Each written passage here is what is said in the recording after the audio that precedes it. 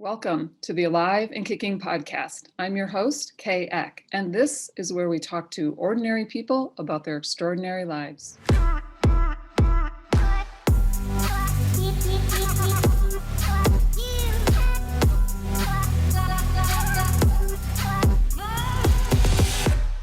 Welcome back to the Alive and Kicking podcast, everybody. I am excited to have as our guest today, Majid Zafer. Hi, Majid.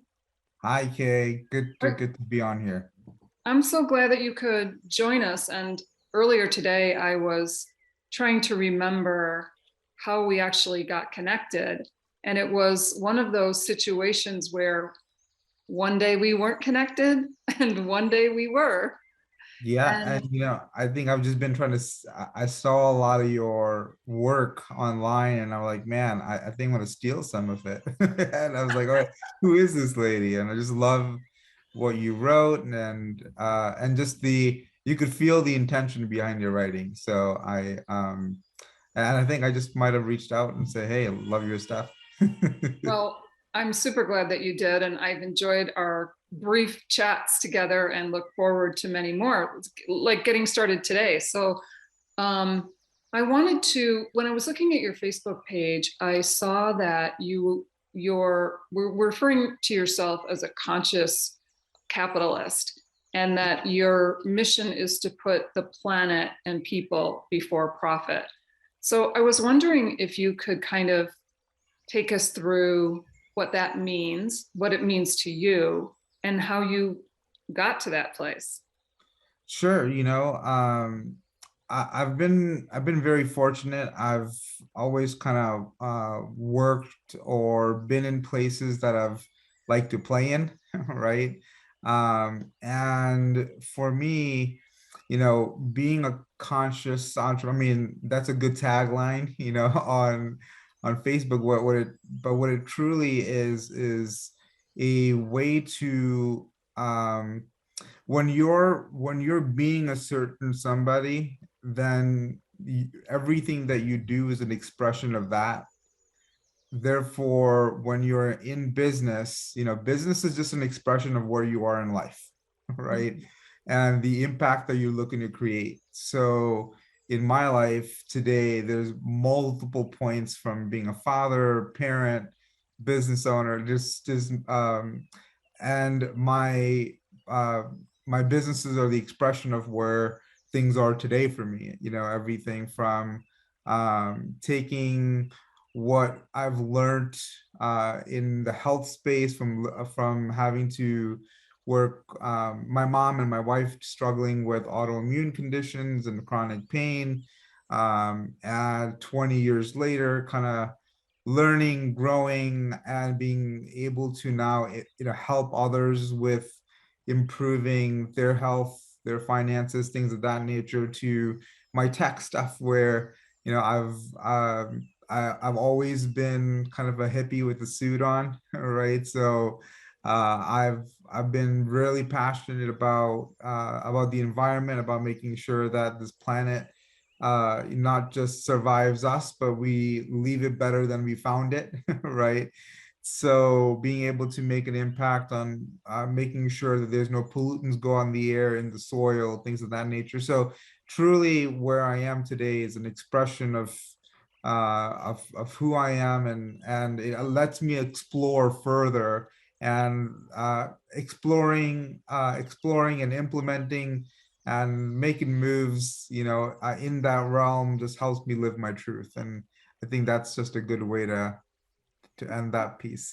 Wow. And the thing that I find so incredible about that is, like, it's really a complete paradigm shift, because in the past we've always kind of thought of ourselves as, personal self and then business self, and they were separate. And we brought Correct. one person into our life and one person into our workplace. And were you ever in that dynamic? And did you find that didn't work for you at some point, or how did you end Yeah, up? absolutely. I was very lucky where I started in with energy, basically a deregulation of energy back in my early 20s. got to a point where I had enough of a book of business to where I was financially independent in my late 20s. And when I got there, and I had the realization of, hey, if I want to work, I can. If I don't want to work, I don't have to. But then it really paralyzed me in a way, because I was like, I thought I would be happy getting here, right? Now that I'm here, I thought I would be feeling amazing. And what it was I chased an accomplishment for a certain feeling. And when the feeling was momentary, it made me question everything, right? Wow. So at that point, I just said, okay, I mean, it wasn't, that's where my journey really began, right? Of really kind of sticking to the missions, and having it be more purpose driven than just just the grind, as they call it, right? And what it was is it's a world of duality, right? And when you live in a world of duality, your energy is split. So there's only so much you could create within that space. Mhm. So for me to be able to kind of, it just made it was just natural to combine those two worlds, because how you do something, it really becomes how you do everything. And if you don't operate in that mode, then you truly can't bring all yourself into what you're doing, where there's something always holding you back, or there's some person that you want to be that you can't be within certain situations. So when you find a path that allows you to completely, basically your expression of who you are, what you're focusing on, all those are aligned and communicated um, through what you're doing, right? Then you know ROI becomes the happiness, right? I mean, and truly, that being the North Star has been extremely impactful for me, and really brought things together. And now, do things always work out the way that you want to? It's usually a lot worse, right? It's because you're rubbing against the sand, you're going against the grain, you're doing things outside of what people think you should be doing. And but because it requires a lot of pivots, right? Mhm. When you're trying to live your truth, um, you know, and you've been doing something a certain way for so long, it rubs at you when you start evolving past who you were. And if you stay where you were, it rubs at you, right? And in order for it to not rub, sometimes you got to pivot, and those pivots are truly faith in yourself. And once you get there, then and you get a taste of that. I don't think anyone fully takes it on like the step one. But when you get the taste of it, and you just say, hey, yeah, things didn't work out, but man, I really enjoyed that process. Yeah. Then I think you've won. And you're owning the feeling before the accomplishment at that point. Wow. I mean, that you've said so much there. And yeah, I'm curious about a few things. One is how you define duality and how you overcame that, or how you brought it all together for yourself. And then the second question I have for you is this pivoting. Um, would you say that that is like that it's required that you sometimes leave your comfort zone, and that you're now stepping into a new area without a safety net? Is that kind of how it? Yeah, that's called possibility, right? So there's usually an invisible safety net, in possibility. It's just, and that safety net is, it's basically you just believing in yourself, but you just focusing on the things that you know that you need to do to create the impact, right? And when you're focused there, um, then it's amazing how the world works.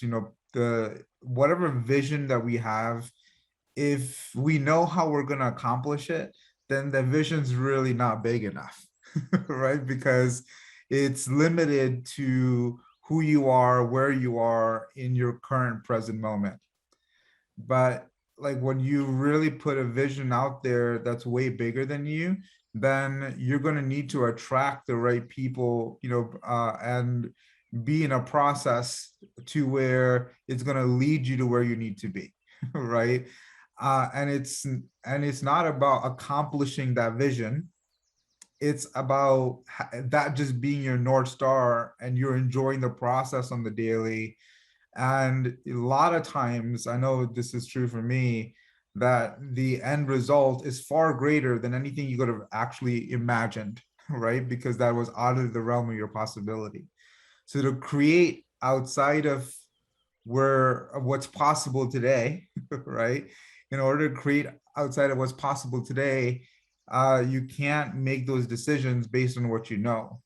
Hmm. And I think that's really where people get stuck, is like, oh, I know this, therefore I could only operate within this, right? And when you could take that I don't know and make that something that's thirsty and yummy, right? Then and you change your relationship to it, where you see the opportunity within the adversity, and then and it's kind of like, once you're there and you don't know what you really should be doing, or making things happen, that's really when I think things start coming together, right? Like it's kind of like when you find this car that's absolutely amazing, you love it, you've never seen it before, you buy it, you take it off the lot, and you see it everywhere, right? Yeah. That it's the same way when you're in that empty space, where you could create, but you have that thought and your vision. Then when you step outside of that lot and you start just traveling around the world, through conversations, through media, whatever it might be, you start seeing it comes into your awareness, all the things that might have been missing for you, or people that might have could connect you to the right people. All that starts coming together once you leave your just your past behind a bit. So, Yeah. Yeah. and when it comes to duality, yeah, duality comes in many many forms, right? And mostly, you know duality and integrity are very much cousins, right? um and what it is like, and that's really where I brought in how you do some things, how you do everything, because that's duality and integrity all in one little loop, right? Because in duality, it's basically, hey, this is where these are the things that I am doing, but it's not in line with how I am once I get off the clock, right? And in duality, there's a lot of inner conflict, right? Because even though you might be outwardly successful, or whatever, hit your benchmarks, right? Went to school, got a good job, all those benchmarks that you're supposed to hit. But as you're hitting those benchmarks, you start realizing, am I where's the happiness at? Right? and i and I really believe happiness is an inward conversation, right? Because when your integrity is only based on following through on what you tell others, there's duality. Because if you don't have that same process for yourself, there's duality. right? So if you start following through on all the things that you tell yourself, then you actually believe in the things that you say. And when you follow through for everybody else, but you don't follow through for yourself, you create duality. Mm, And in that energy, you can't really create. It's because it's not based on your circumstances. It's because you've really programmed yourself to say, hey, you know what? For anything external, I'll make it happen. But anything having to do with me, I don't deserve it. I don't, it can't happen. Like all that internal self-talk just happens based on our programming, so it's just about how much do you love your programming, you know? And if you do, and it's bringing you happiness, great, go for it. And if it doesn't, if it's not working for you and needing to explore, then then everything's available. yeah. It's interesting what you say about how much you love your programming, because there's like the programming, and then there's like your attachment to the programming, because you don't know that you're programmed, or you don't know any other way, and you're like afraid. It's like it's like an alcoholic and their relationship with alcohol. Like you love alcohol because it is your life, and it's Yeah. the same kind of thing. And you really have to step into the void when you let go of all that programming, because you Yeah. don't know who you are. Yeah, and really that's the place to start, right? I think when as soon as you try to think you figured it out, right? If you think you figured yourself out, what you don't realize is that you're an expansive being, right? Like who you are, like I always say, like, hey, if your dreams came true, the ones that you had when you were 16, you'd probably be in trouble today. Right? So it's really it's it's truly about trying to operate from not just within, but being happy through the process, really, because everything else is kind of BS. I love that. The way that you're describing it, I kind of think of duality as being like a separation between yourself and your truth. Yeah. And you can see how you can kind of separate those two. And one example of that would be how you behave with your family or your partner, and how you behave with your employees or your business associates, that there's some kind of disconnect there. So I'm wondering if these principles also apply to your personal life. 100%. Like I said, it's um when you're a certain way with your children, employees are just a different form of children, right? The corporation is it's its own body, right? That's also a child, right? Technically. So if you're used to eating full and starving your kids, great, that's how it's going to be for your corporation also. Right? If you're good at sacrificing what's needed today for a better tomorrow, then that's it. It's just truly about are the decisions that you make in your family or in your business, do they rub? Are you different? Do you operate in a different format? Sometimes you might have to. Not saying that you could be that with everybody, because all children are different, right? All children need to be dealt differently with differently.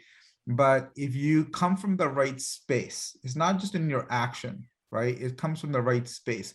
What is and really knowing what space to come from is probably more important than knowing what decision to make, Mm, yeah. because you can mess up on a decision But if it came from the right space, it's usually a lot easier to mend through it than if it didn't come from the right space and you knew it. Now you're bringing not just your bad decision, you're bringing guilt, you're bringing shame, you're bringing, all the different other things that you put on it into the situation.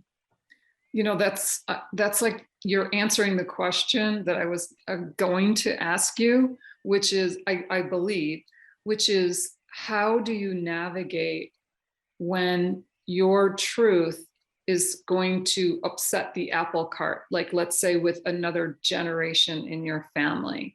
Yeah. And yeah, so it sounds like that's it. Yeah. It's the space that you come from. How did you have to navigate anything like that in your life? Absolutely. I'm first generation Indian. I was born in India. I came here. I have parents who are fairly orthodox around certain things. So, I've had to push that envelope quite a bit, right? So, but and I'll give you an example around duality. My dad and I had a really shitty relationship for a pretty long time, and when my son was born, I named him Liam, obviously, and that's not a very Muslim name, right? But we did it for different purposes. And my dad didn't talk to me for a little bit. And at first I was like, oh man, this is great. I just get to focus on my son. There's no external distractions, is what the way I took a look at it. But then I was like, man, it rubbed on me, though, right? It was my duality of, hey, love, acceptance, and everything else throughout 99.9% of my life. And then I got this one little situation here with my dad where I'm escaping from, and that's my old patterns, right? Of when something doesn't go wrong, cut, get away, push away, run, right? Whatever it might be. But with my dad, I really took it on as like, hey, if I'm coming from love and acceptance everywhere else, I also got to come in love and acceptance here. So I literally started messaging him, or texting him. I didn't get responses for months, but one day he said, hey, I want to come see my grandson, which was like 8 months later. And when he came, I took out all the past, right? And I said, okay, what could we create now, right? And through through that love, through that acceptance, and through just letting him have his path, right, and not being judgmental around it. Today, like, he moved to both my parents moved to Vegas like 2 months ago. They hear, we talk our relationships like 1,000 times, but I don't think there's been a time it's been better, right? Just so, but it was really about taking that rub and looking at and making the decision from the space, not just what would be the most convenient thing to do. Yeah. Right. Yeah. I find that operating in my own life quite a bit is that, when you're going through this process of transformation, there are a lot of areas to uncover. There are a lot of programs and a lot of grooves that you're, finding yourself stepping out of. And I think that it can be overwhelming to consider how every last thing is going to be resolved. And I tell this to myself that I don't have to solve everything at once. I don't have to fix everything at once.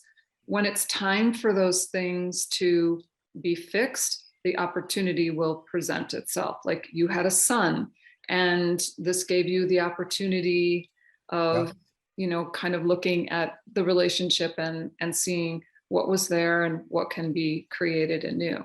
So that's one way that I cope with the overwhelming nature of transformation. Yeah. Um, Also, like when it comes to others, right, especially ones that we that might seem toxic in your life or this or that, right? And separation, I think, is I don't think it's a bad thing at times, right? But when it comes to communication with them, right, it's really about this, again, the space that you communicate from, right? And for me, when it comes to that, in every complaint, no matter what complaint it is, there's always a commitment behind it, right? If you don't have a commitment, you don't complain, right? Like if someone doesn't care enough, they're not going to say something, right? They're like, all right, whatever, like that dude's, and they just move it forward. They never say anything. But if someone actually says something about something, they're actually committed to something. That's why they're saying it. Mhm. So one of the things for me that I've worked on, I continue to work on, is that when I speak, am I speaking from my complaints or from my commitments? You know, I, so it's just, and if you could speak from your commitments, like I'll give you an example. Let's say that I left my socks out that should be in the hamper, but they were right outside the hamper, which is something I do and I'm working on it, right? So my wife could definitely say, hey, why are those out of the hamper? I've told you 1,000 times, put them where they're supposed to be, right? That's definitely, I mean, I would hurt it, took those socks, put it in, but I'm like, oh, it's that feeling of someone, it was a verbal slap, right?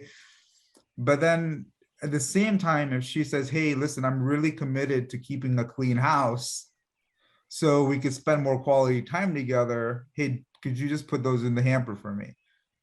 The same thing was said, but one came from a complaint and the other came from a commitment, Mm.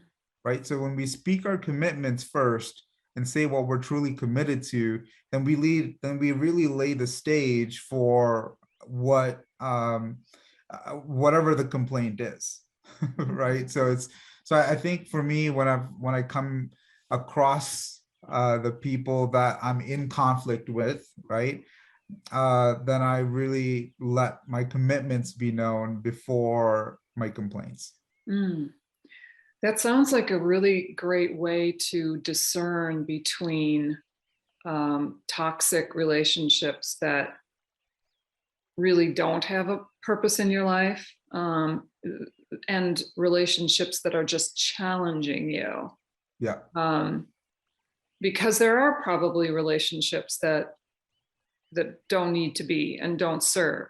But I think what you're saying is that there's no agitation with that. It's an easy, like, no thank you, Yep. move on. And the ones that, like, that you keep engaging with in some way. Yeah. Yeah. 100%. I think and it's also a great way to take the people who were not allies and create allies out of them, because most people don't take enough of a stand for others, right? And if you could take a stand for others in spite of who they're being, right? And that does not have to do with them. That has to do with you, right? That's about you clearing a space for yourself. Honoring others is definitely honoring yourself. Like when you don't honor yourself, it's hard to honor others. So, and that's really where it all starts. The genesis of everything is internal focus, and everything kind of scoots on from there. So, So where did you learn that? man, I I want to say I put myself in challenging situations, but it's also been a constant focus I've had a focus on my internal process for quite a while. I've also been really committed to I shouldn't say, personal growth, because, that's where it started, right? So it started with, okay, I know that investing in myself is a good thing. Personal growth is great, right? And then you start learning from all the different mentors that are out there, Simon Sinek to, I mean, there's thousands of others, right?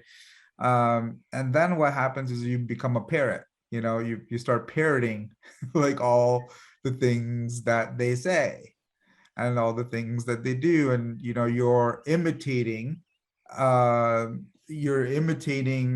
a process that you think would be, by applying it to your world, it would make a difference, but in that space, what it really truly allows you to do is do the experimentation, right? When you start implementing thoughts and ideas and the ways of being of others into your process, eventually you see if that fits for you or not. And when you do that enough, you just kind of get into your own groove, and you realize that there's no great leader that's ever come through that has spoken somebody else's story, right? So it's just about creating the most badass story you can create about yourself. So take every situation, whatever it is, and say, okay, a story is going to be written. What do we want to write here? Yeah. That is so incredible, because I think that this actually describes a very natural process and like, because there's a lot of people, like we were saying it earlier, like, who's your true self? Like, you need to find your true self and align with that, or find your truth and align with that, and make sure that yourself aligns with it. But the way that you actually do that is like, it's the same as a child learning how to be in the world. You Yeah. learn from your parents, and you imitate. And Yes. then eventually, but you do get to this point where no one else's slogans and teachings and what t-shirts or whatever fit you precisely anymore. And if you continue on along the path, eventually you have to come to some sort of truth and come from your own space. I can remember probably a couple, maybe 2 or 3 years ago, because that is the process that I went through, learning who I was. And I was doing a lot of like sessions with, people, whether they were, I don't even know what to call them anymore, like psychics or Yeah. astrologers or coaches. And after a period, there was this one period where they continued to tell me the same thing. Yeah. And I was like, why am I paying for this? Like, everybody's telling me the same thing. And then I also got to the point where I had some people in my life who were telling me, and of course I solicited it, it wasn't unsolicited. They were telling me things about me that I did not really believe to be true. And, but because I had listened to them in other areas for so long, I thought, well, I guess that's who I am now. But deep down, I knew that wasn't me, that wasn't my mission, that probably wasn't where I was going to end up. And I had to start figuring out where I was coming from. And that's actually the genesis of this podcast, is that I wanted to hear each individual story because they are so different. Yeah. One person, Elon Musk, I know, whatever you might think about him personally or business wise is one thing, but one thing I really took away about, I'm like, is this dude the smartest dude on the planet? Right. And I was like, I don't know. So how does he really operate? And what Elon's and you could do your own research around this, but what Elon's really good at, he's an amazing generalist at a lot of different things. Right. So he knows not just physics, he knows like different areas and he's a really well-rounded individual.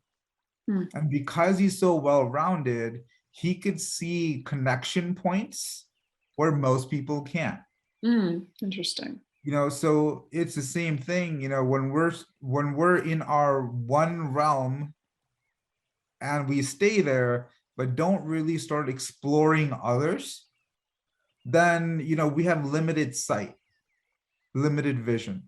But when we start taking whatever our passions are and start taking a look at the different components of it and become generalists in many different areas, then when we come across a issue or a problem, we have a lot more perspective than what most would.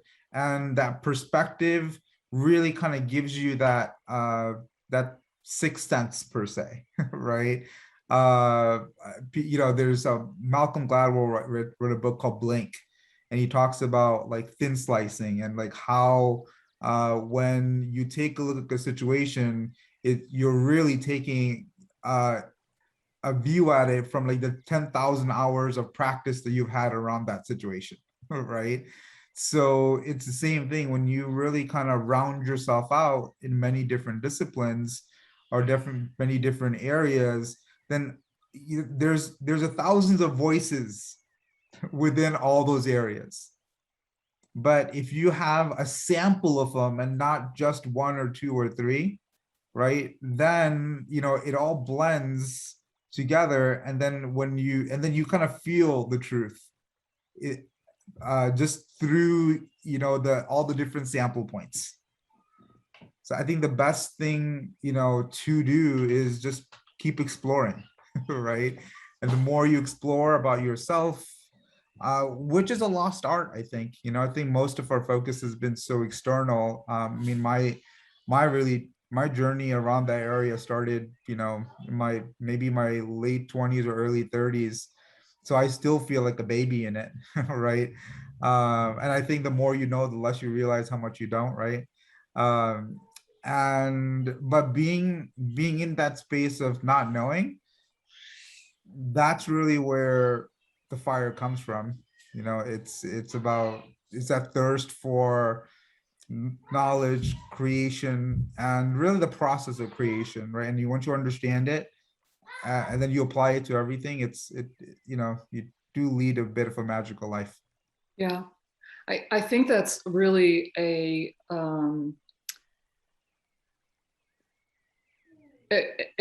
what is the word I'm thinking of? It's definitely in support of expanding your network, because what I love about what you're saying is that each person comes to a particular bit of knowledge from their own set of exposures and internal workings. And so everybody can take all this information that's available to us and each synthesize it into a particular point of view. And then we're all doing that together as well. And so it kind of like it's just becomes this beautiful kaleidoscopic understanding of the world that's constantly shifting based on who you're meeting, and that's how the whole grows. As that's really like The conscious collective per se, yes, right? yes. Yeah. So I want to switch gears here a little bit. Not really, but so you and I once were talking about the lifestyle that you have crafted for yourself and your family, and it's a very similar to that Mr. Money Mustache talks about, right? Yeah. And so, can you explain a little bit about that lifestyle choice that you've made and how that works? Yeah, it just like I said, it just came down to what was I looking for, right? When I was in my 20s, I did not mind traveling, 2 weeks out of the month, which I was doing, working 60, 80 hours. That was fun. I was uh, you know, but when I realized that we could have children, so my wife was told we could never have kids. So when we found out that we could, that put like a question mark in my head that said, well, when I have these children, do I really want to be away for 2 weeks out of the month? My dad was also an entrepreneur, and I saw him on the weekends, which I'm really grateful for. He put a lot of work in for our family, but is that how I wanted to live my life? And I was like, well, I definitely want my wife to be able to be home to raise our kids, um, because that's what she wanted, right? And I was like, well, I also want to be at home too and experience that with them. And I'd already, through real estate and other projects, I already tasted passive income. And I knew that that was my way out. So I did both. I found ways to lower my expenses, and I found ways to up my passive income. And the good thing is that that kept compounding, and so our lifestyle per se, the comforts of life have been getting better. But I will tell you this: from the time I made that decision to do that, that's spiritually everything started getting better, just because I was more aligned with where I was going, comparatively just doing something to do something. I truly believe that that shaped me into the person as I am today. And I'm sure everyone's had some type of event in their life that's happened that made you question, right? Well, does who I am today work for the next chapter? Right. And it could have made it work. Absolutely. With my wife, kids, would have been fine, but would I have been fine with it? Would it be the best possible situation? Right. And a lot of times we're not trained to really take a look at the best possible situation that we could create for ourselves. We are so we're look at the best possible situation based on who we are today, right? But not based on who we could be tomorrow, right? Uh, so then life just kind of becomes stagnant a bit, right? And that's really where all those things like resentment and this and that have time to creep in, right? But when you realize where your true north is, and then the steps become a lot more clear on what you should and could do to get there. And that's ever evolving too, like the I stopped focusing on just the doing of things, right? And I really started focus on the being of things. And it's been transformative. And I truly, I imagine being here. We all have a thought of, hey, I'd love to be a full-time dad and be at home with my wife, with my two kids, raise them on our own, all that adventures, all of that. But you don't know how it's going to become a reality, right?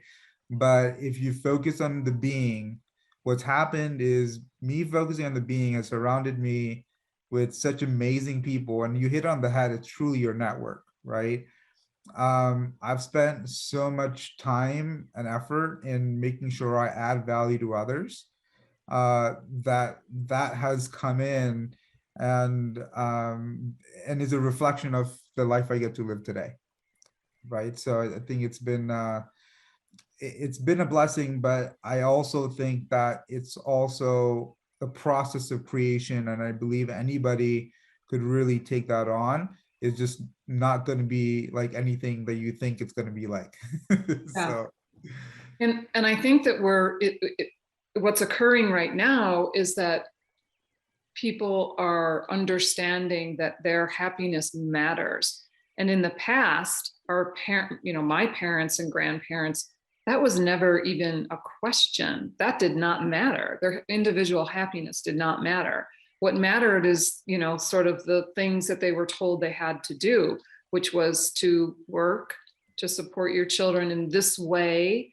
And these were the roles that everybody played. And, so as we're breaking out of that cage, there's a lot to learn about how that can be accomplished, because we don't have that many examples of it to follow. And so you're really kind of helping to pioneer that.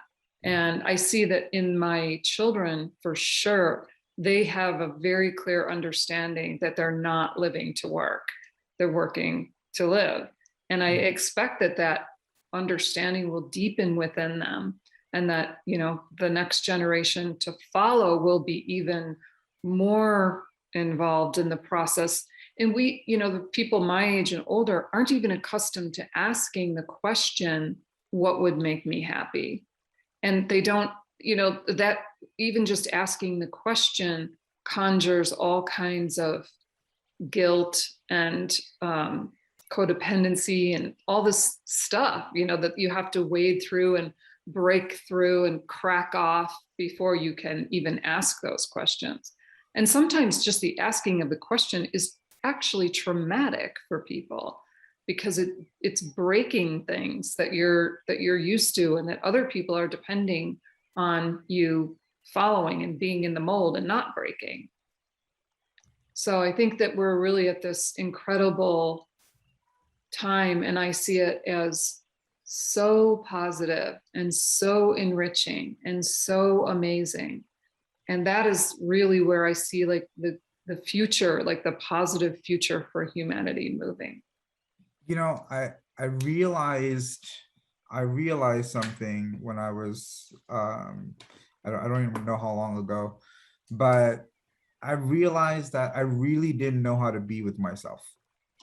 And I mean, it was way in the latter part of my life, right? Where if I really had some time to just chill and sit, I couldn't just sit with me. I had to have a book. I had to be listening something, watching something. I need to have some type of external stimulus, because if that wasn't there, I was like, okay, I didn't even know how to just sit and be with myself, right?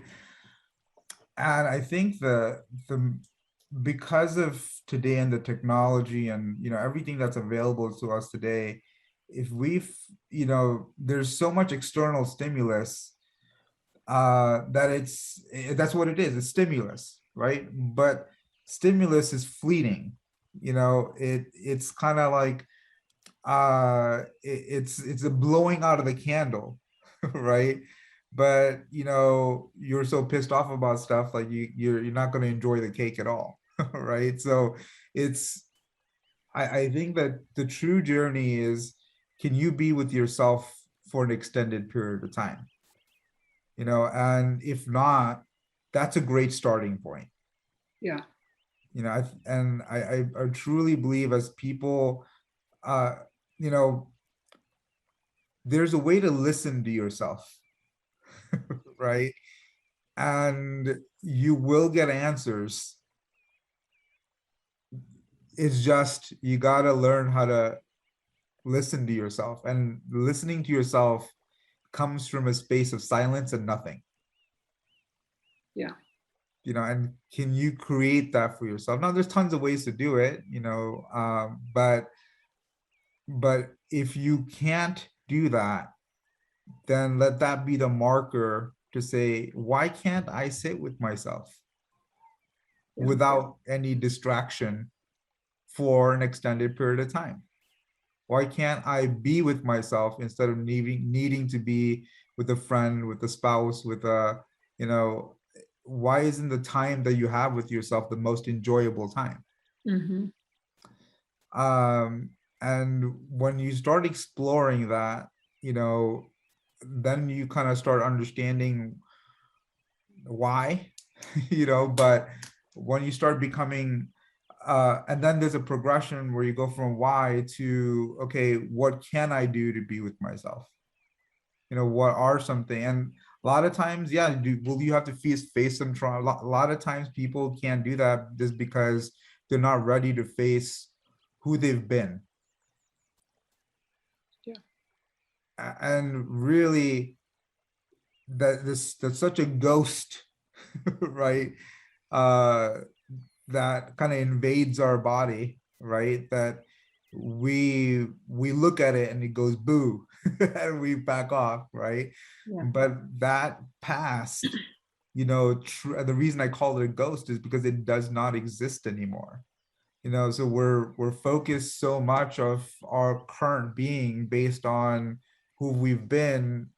You can't create moving forward, because every time you look to create, you're going to bring all that baggage with you, right? And that's a heavy load to try to carry with you into every situation. Yeah. uh, but if you could leave that at the doorstep and come in with nothing and saying, okay, if I'm in this, here's the situation, here's everything in front of me, who do I need to be to create the best outcome here? And then you figure it out, right? I mean, I think it's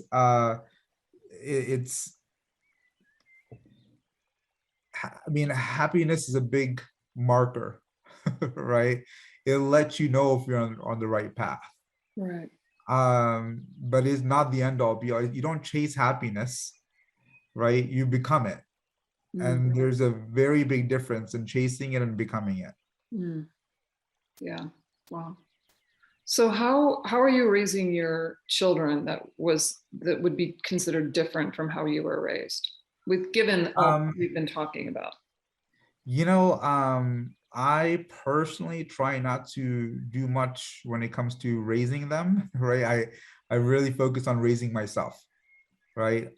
More than I do on raising my children because I already know they're not going to listen to what I say. They're going to be more, uh, I think they're going to get a lot more from who I'm being, right? So I don't just share the good with them when I'm having a, you know, okay day. I'm like, hey man, I'm having an okay day. You want to go for a walk? So then it gives them permission to also be to do that, right? Mhm. So I don't always treat them as children in a way where I just treat them as companions and I'm a guide, right? I'm not a because whatever thoughts, anything I try to teach them that's outside of like kindness, empathy, like all the important things, those are going to be obsolete in 20 years anyways. Right? Those constructs might not work in 20 years. Like, Mm, your parents teaching you finances right now, I mean, or 20 years ago, none of that stuff is relevant today, yeah. right? So with my kids, one thing that we homeschool.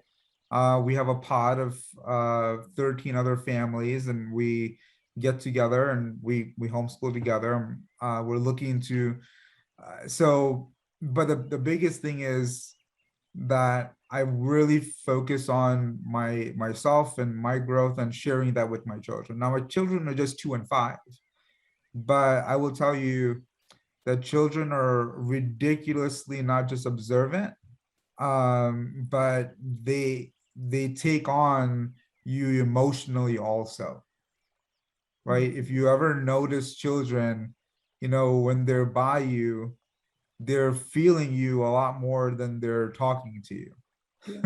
right? So when you could keep a clean space internally and come from a clean space, not just when things happen, but when they do things that you would normally blow up at, right? Do you have every justification to do that? Absolutely. But if you could come to them and say, hey, you and I both know that was a bad decision, but it has nothing to do with who you are. And it was a bad decision, but that he's not really upset with you, but with the decision that you make. And that's the biggest distinction I would say I try to make for my kids is that, who you do is not what you are, or what you do is not what you are, right? It's who you're being within the situation. And I think my focus has really been with them on teaching them how to respond to life, not what to do in life, right? They'll figure that out by themselves. Yeah. So how do you teach them to go within? How do you encourage that? Um, I mean, we meditate together, or I mean, I usually meditate and they'll come in and out, right? So it's more about them watching my process and learning from that than trying to teach them a way of how to do it because you know and I think just the response, to how to be instead of like what to do, um, them kind of distinguishing between those, and I've noticed like empathy and kindness and different things come into their outer play. Like, they go to camp when we're not there, and they're doing the same things that they're at home. And actually, they're a lot better outside of the house. I don't know if every parent has noticed that, uh, Thank God. but it's truly because I mean I feel that I don't want to burden them with what has worked for me, right? Because I'm setting a limitation, right? Whatever goal I have for them, that's a limitation also, because who says they can't supersede that goal and then some? But if I'm giving them this thought to, hey, look here, and that's all they're focused on, they won't see the abundance around all of that. So I truly want them to live within possibility. And so and it also helps me a lot as an individual, because I could say, hey, when this situation comes up, and the more ridiculous the situation, the the more chance that I have to show them that, hey, this is how you could take a crappy situation and make it good, right? Make it serve you. And I think that's the biggest thing is, having whatever is in front of you, make it serve you. And then also enjoying the process in the way, right? So so it's about being a bit more vulnerable with your kids, and then, I'm just understanding that they're going to learn a lot more from who you're being than anything that you could tell them to do.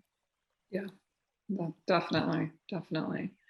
I mean, it's a little bit daunting as a parent to know that your children are not only doing what you do, trying it on, but they're also thinking what you think, trying that on, and feeling what you're feeling. And so it's really important to be responsible for yourself first and Yeah. foremost. Yeah. My son will ask me, he's like, Dad, why don't you get mad like mommy does?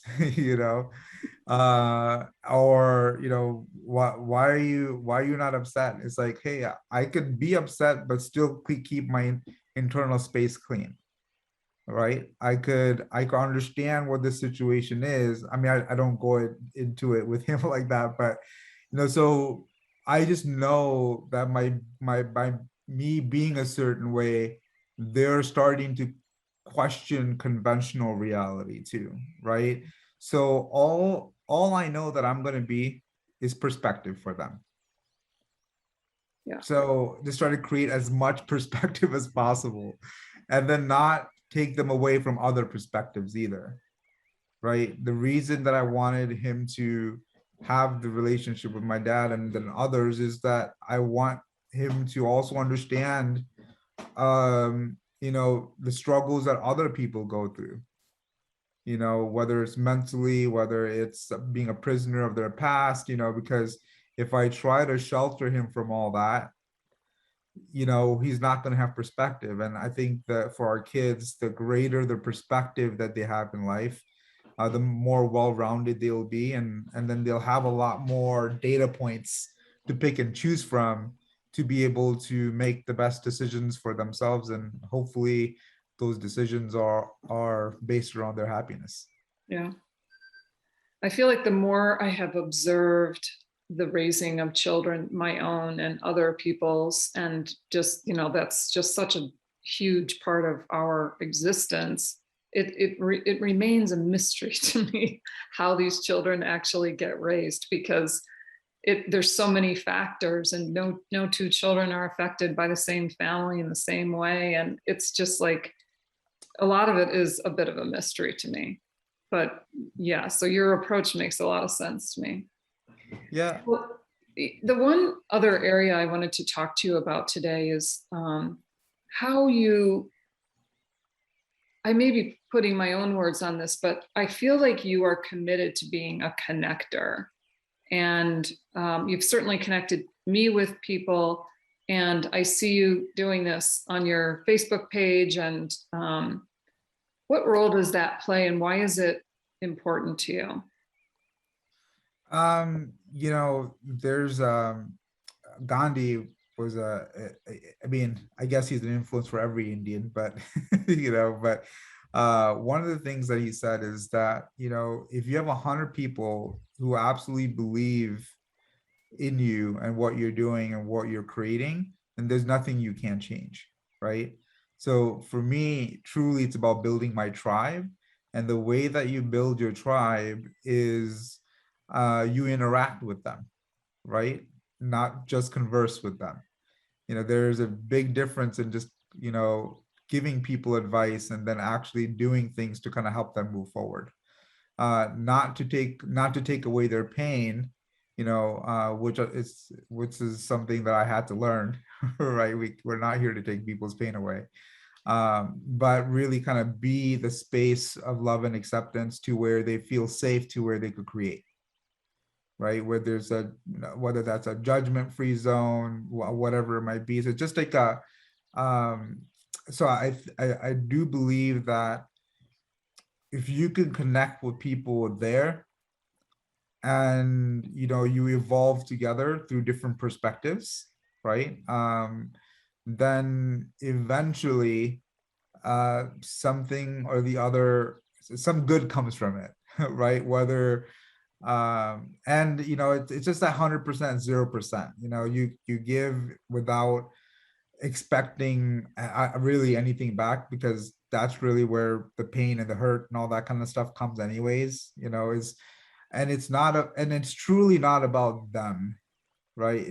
It's about like, it's about, you've chosen who you're going to be in every situation. You bring that to every situation, and helping people not just connect but grow, give them a little bit of insight, that could help them unlock their next step. um and I especially like doing it with people like 18 to 25. Mm, Number one, because it keeps me connected, right? Because I mean, I would never have learned like 90% of the things that I've learned around uh investment stuff, crypto stuff, all types of stuff. It wasn't for that age bracket, number one. Okay. So but also this is the way I take a look at it. When you invest in people early, it's kind of like having your first bank account. You always remember where you got it, right? Because you remember who added value to you. And at the end of the day, all I want to be is that first phone call, right? When someone is excited about something or someone's going through something, I just want to be the first phone call, because at the end of the day, like, I don't have access to unlimited opportunity. But if I have a network of people where I'm the first phone call when they think about something cool, eventually I'll find like something cool that I'll probably align with, right?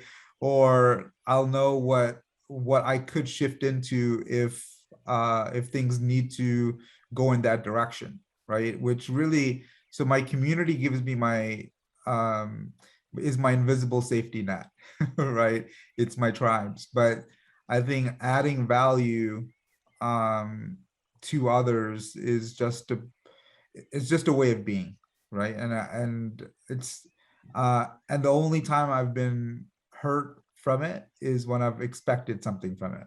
mm, yeah. My daughter and I have, she's 23, and we've had this conversation so many times because she and I both believe that, young people have so much wisdom and so much to offer. And they're not really respected in the way that they should be. And they're sort of just overlooked and assumed to be frivolous or, immature or whatever. And they're really not. And she is frustrated by this because she's moving out into the world and doesn't find that the respect that she deserves a lot of times. And we're sort of trapped in this paradigm that you have to work your way up to contribute, that at the bottom of the pyramid, your contribution doesn't have value. It only has value as you raise up the pyramid. And it really should be like the other way around. Like the people who are it should be the mass of people that have the wisdom that contributes. So I love that. And I hope that that's changing. Do you feel that changing?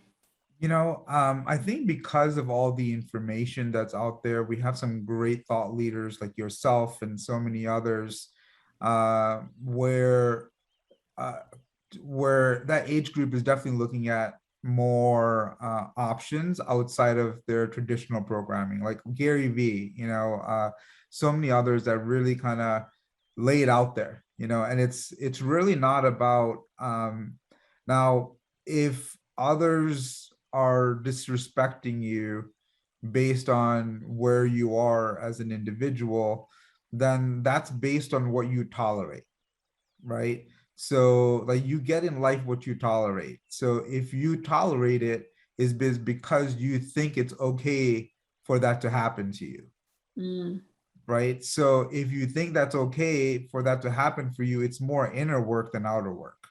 So if you really kind of focus on, respect for yourself, then others will respect you also. And if you respect yourself, then you will do the things to just crush life and not really worry about other people's opinions. yeah. And when you do that, then you will find people who are in their 60s that will ask you your opinion. I've seen it.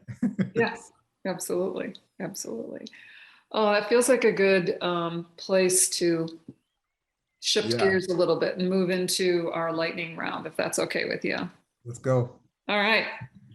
Okay, number one, what has been your greatest extravagance? Extravagance, I would really say my time, right? uh Time, I've realized it's so fleeting, and so being able to live the adventure that I get to on the weekly and the daily, I would say that's my biggest extravagance, because man, I didn't really think that would be a reality. Oh Right. my gosh, I don't feel like there could be anything more important that you said today, because if we imagine how our lives would change if we really viewed our time as our most precious thing and planned how we wanted to spend that time and made decisions that was not frivolous of our time and wasted it or whatever. Yeah, it's just intentional living, right? And in order to, live intentionally, well, you have to be in control of your time. Yeah, yeah, that's beautiful. I love that. Okay, number two, how do you feel about wearing a costume? I mean, metaphorically, or Yeah, like as or a principal. I, listen, whatever your freak flag is, fly it, right? Like, whatever uh task or action, or makeup, or makeup's a costume, right? A certain way, or there's so many different ways to uh put over something that's not, right? So basically, or a distraction from self, right? Now, I'm all about it. I live in Vegas. I see costumes on the daily, right? Yeah. But it's can you take it off, Mm, right? It's just enjoy wherever you're at, yeah. but Yeah. can you take it off and still be in the same state of being? Yeah. And know whether it is an avenue of self-expression or a way to hide, because there's a Correct. big difference in that. But hiding, if you need a break, is okay too, like 1,000%, man. That's why God the mountains are on me. I just, get up and go. yeah. Yeah. You know. Okay, what is your favorite rainy day activity? I know it doesn't rain much in Vegas, but so it's even more precious, right? We really like being out and about here in Vegas when it rains, so I just truly love being with my kids. Some type of activity usually with the kids when it's rainy, uh or the complete opposite, which is vegging out, right? And just a movie day, or it's just something that tickles the insides, right? And a lot of times for me, what tickles the insides is watching them experience something for the first time. Yeah. Have you got, I know you say you got rid of your TV, but have you guys watched Luca? Yes, yes. So I do have my laptop and stuff. We don't have a TV. We do have a phone for Liam now. Just so he's starting to learn to read, and different things. So, and his style of learning is games. So we have a lot of different games for him to, and we actually kind of cool. We get progress reports on it. We get emails saying, hey, this is how he's done. So is kind of cool, but at the same time, like when it comes to, my kids love everything TV, right? So, but we do limit, screen time quite a bit, because someday they're gonna do it anyways. But for now, just to kind, and that's why I gave it up, is I can't tell them not to watch something if I'm stuck to it all day. Which I have an addictive personality, so that's what I would do. Sports, and there's a lot of great entertainment out there, right? And there's times that I do entertain myself, or give myself the permission to entertain, to get entertained. And then there's times that I know that, like, it can't be part of my life, right? Just based on where I'm at. I even forgot the question that you asked before I went on this Oh, rant, but I think it was about your favorite rainy day activity. yeah, it's really just hanging out usually, maybe going out, grabbing some ice cream, something like that. Yeah. Okay. What is your favorite question to ask people? Are you happy? you know that's my favorite question to ask people. Wow. What do they say usually? It takes them a little bit. Yeah. you know um What do you see as the difference between like happiness and contentment, or happiness and joy? Or because clearly like we are allowed to be sad, and I feel like we have this with this understanding that sad is the opposite of happy, so you can't be both at the same time. well, I think sad is, so sad, pain, all those, if we lump them all into one, it's your gift.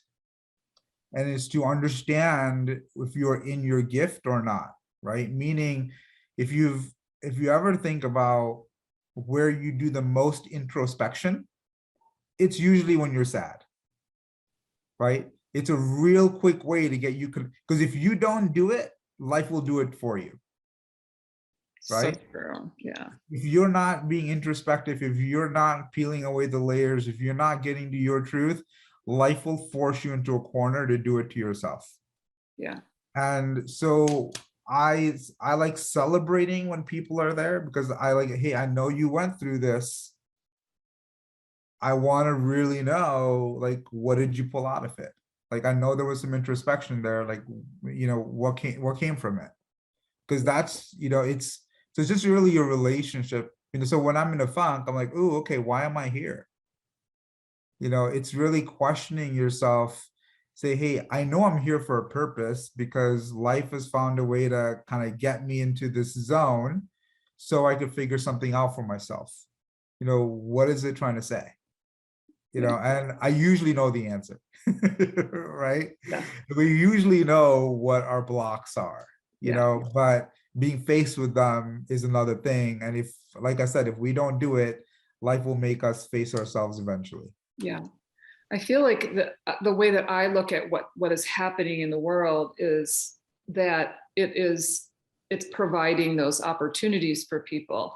The external is a reflection of what is happening in here. So if there's this extreme conflict going on, then it must exist within us, and it is forcing us. Our solution to that is not to jump into the external, it is to jump into the internal. Mhm. Yeah. Yeah. Okay, what would your final question? What would your TED Talk be about? If I were to have a TED Talk, it's a good question. I would say maybe progression over perfection. Elaborate. So, um, how, when we're focused on, hey, this is the perfect way of being, right? There's a lot of, there's a variance there, right? Top and bottom. And it's not about just being perfect, it's giving yourself the grace to know that you're not. Mm, Right? yeah. It's just and I believe when we could respond in that manner, meaning that when we're not where we're supposed to be, or who we're supposed to be, which happens to me on the daily, right? Yeah. I and but just giving yourself the grace to be able to know that it's okay, and then you get back to where you need to be to create. Yeah. So I think progression, instead of just having, because even me, well, I shouldn't be, it's like, well, no, I'm exactly where I'm supposed to be. Right. Yeah. I love that. That's beautiful. Did you bring a question for me? I would love to know. I know happiness is something, so I won't go with that one.